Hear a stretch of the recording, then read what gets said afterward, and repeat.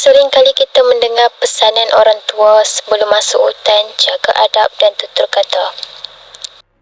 Ini kerana hutan disifatkan sebagai tempat yang dipenuhi dengan penghuni yang secara zahirnya tidak berbentuk seperti manusia dan perkara-perkara misteri yang berlaku di dalam hutan selama beratus tahun menambahkan lagi perasaan seram dan misteri.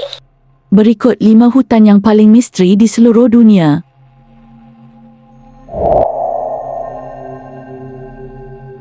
Duriwood sering dikenali sebagai hutan yang berteriak kerana orang ramai telah melaporkan terdengar cerita menakutkan pada waktu malam dan bunyi berbisik pada waktu pagi. Hutan ini dihantui oleh roh orang yang tersesat di dalamnya. Roh yang paling menonjol adalah seorang kolonel tentera dan seorang pejuang yang ditawan oleh penduduk tempatan dan kemudiannya dipenggal mereka.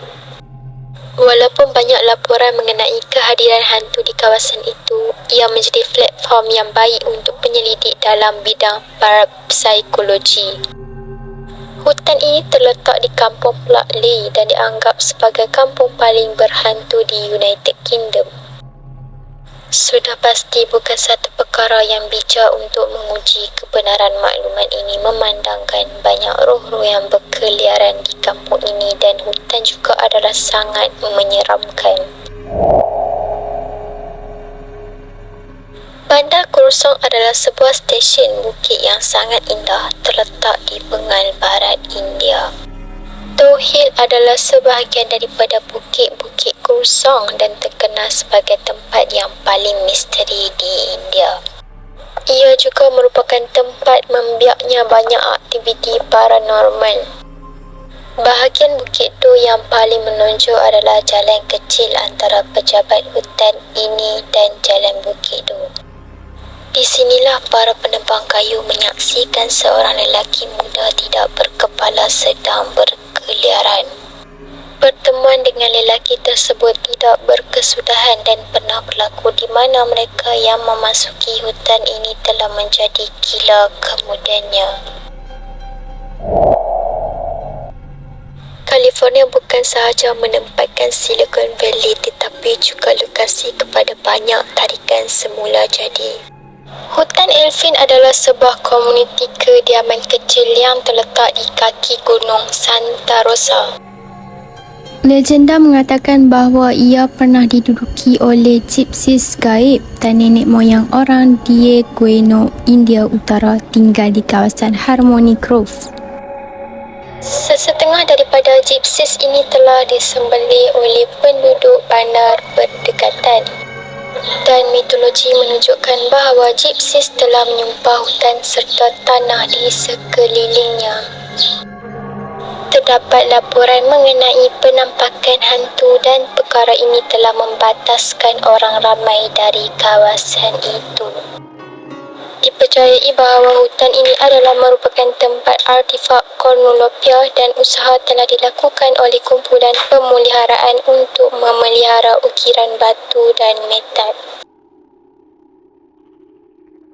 Ini akhirnya memberi sedikit gambaran mengenai kewujudan nenek moyang dari Diegueno, India Utara. Terletak di West Sussex, England, Clapham Woods Forest telah menjadi topik banyak penyiasatan bukan hanya kerana disebabkan terdapat laporan ternampak kelibat hantu tetapi telah menjadi tumpuan untuk banyak aktiviti UFO. Antara tahun 1960 dan 1970, terdapat penyelidikan yang luas untuk memahami kebenaran tentang penampakan UFO, namun tiada satu pun yang membuahkan hasil. Selain penampakan UFO, tempat ini juga dikabarkan digunakan untuk aktiviti pelik dan jenayah. Sebahagian daripada aktiviti ini termasuk kehilangan haiwan peliharaan yang aneh dan penemuan badan gadis yang tidak dikenali. Pegawai polis yang bertanggungjawab mengetuai siasatan tentang kematian gadis itu juga mengalami ketakutan yang akhirnya mati dibunuh. Maka tak hairanlah tempat ini dikelaskan sebagai salah satu hutan yang paling berhantu di England.